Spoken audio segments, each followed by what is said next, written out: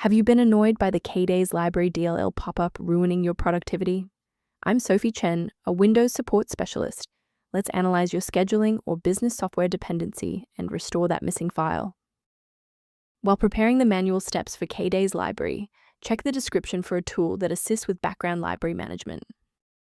This DLL file is a third-party helper library typically associated with time-tracking utilities or specialized data management software. It provides the logic needed to calculate date intervals and manage localized calendars. Now that you have the context, let's move into the repair process with a fresh installation. The Kdays Library DLL is part of the proprietary Your Scheduling or Business software package.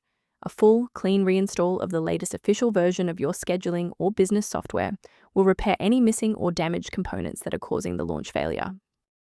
If the error persists despite the new library files, we must verify if a simple synchronization conflict is preventing the file from loading.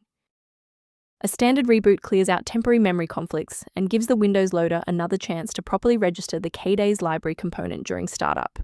Before you restart, bookmark this video or hit the like button.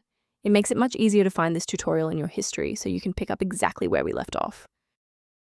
Beyond the repair, maintaining a secure workstation requires avoiding a few common technical mistakes. The risk of a blue screen of death increases significantly when you attempt to manually swap out files like the Kdays Library DLL in your System32 folder.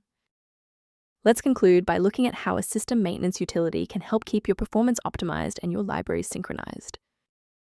For a fresh review of system maintenance concepts, the recommended tool below includes information related to the Kdays library. If this engineering-focused approach to fixing the Kdays library was helpful, please like the video and subscribe to stay updated on Windows security protocols.